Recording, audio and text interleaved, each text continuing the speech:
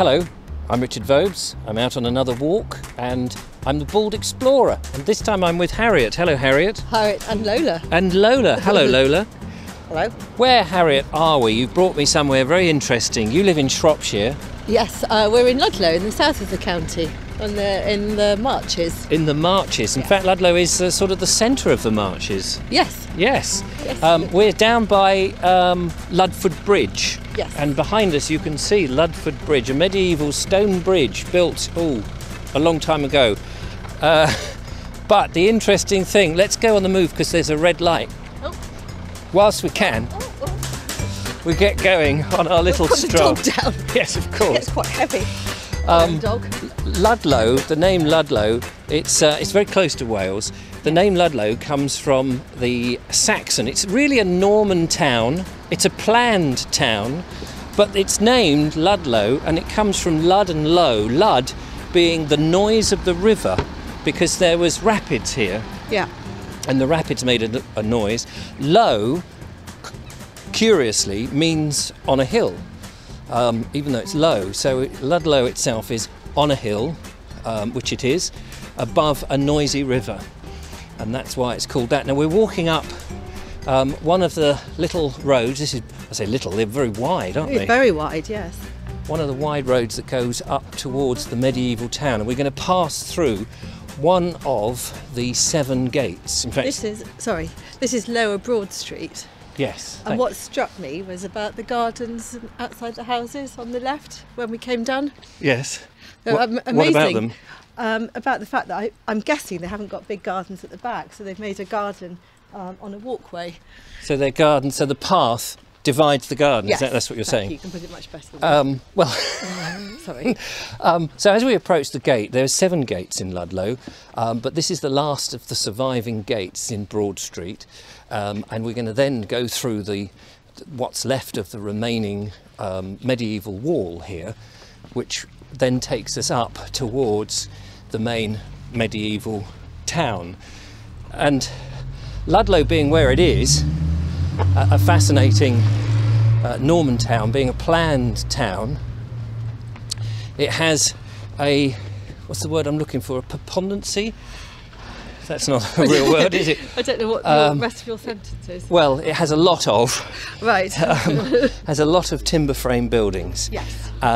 And the principal building material here would be wood, oak, which is beautifully carved. They loved carving their timber frames here, as you will see, because it was a rich town by the time it got to its peak. We're going through the gate now, and we're coming through, which is, look at this, remarkable. I mean, the size of the stones, the thickness. Fabulous. Those medieval engineers were, they over-engineered everything, didn't they? Yeah. Certainly did. So what I was trying to say was that there are 2 main building materials, well, 3 principal building materials in Ludlow.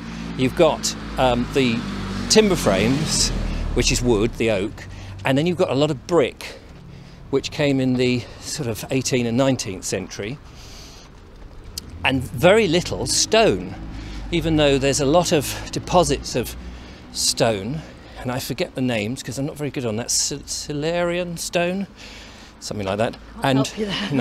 And red sandstone. And red sandstone, it may be called red sandstone. It doesn't actually mean that it has to be red. Yeah, that is an enormous house. Is that red sandstone?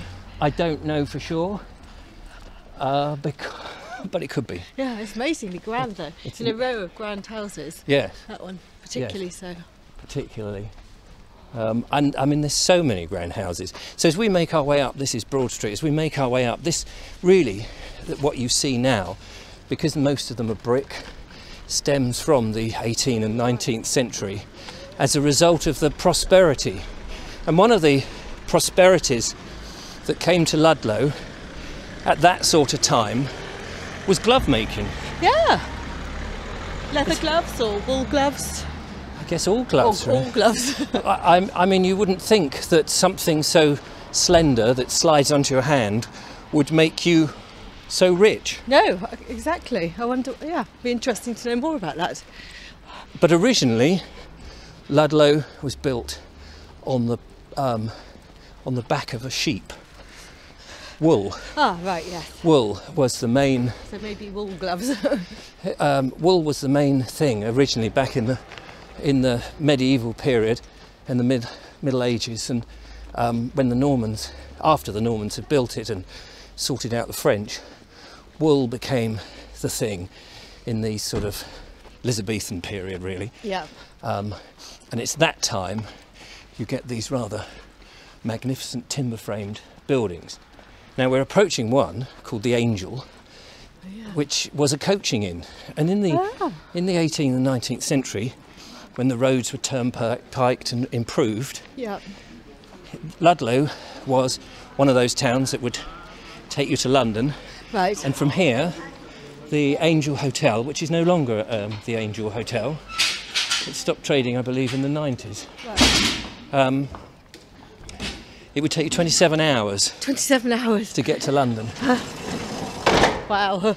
And it was the last coach from, sorry, it was the last stagecoach, or let me put this another way, the last stagecoach ran from the Angel Yeah. before the trains arrived in 1852, Wow. and that killed it. And you'll notice some of these buildings have got very black and white. The Victorians loved to paint the black, very black, the timber. Yes. I much prefer the browner ones there. And that's The real colour of the and that's the timber. natural colour, and that's Yes. what they would have had originally, and they wouldn't have had that. They wouldn't have had that black Right. on it at all. So that is a That's more much more natural. attractive, isn't it? Actually? Yeah. So that's really good. Well, so we're in the High Street now, Yep. by the Buttercross, which is a stone building. Yeah. One of the few stone buildings. St Lawrence, the church, is just behind. We can't really see it, which is a shame. But the church, St Lawrence Parish Church, which again is, I think it's a 17th century church, is nicknamed the Cathedral of the Marches. And it's one of the biggest churches, parish churches in the county. Oh, you have done your homework. I have done my homework. Well, one tries, you know. So now we're coming into an area which is just outside the castle, Bailey, and then the castle itself, which is where the market's in place, and we try not to get knocked over by reversing lorries. Yes. Now you've come to Ludlow many times. Tell me what your impressions of Ludlow are, Harriet. One of the main impressions of Ludlow is it's renowned for its food.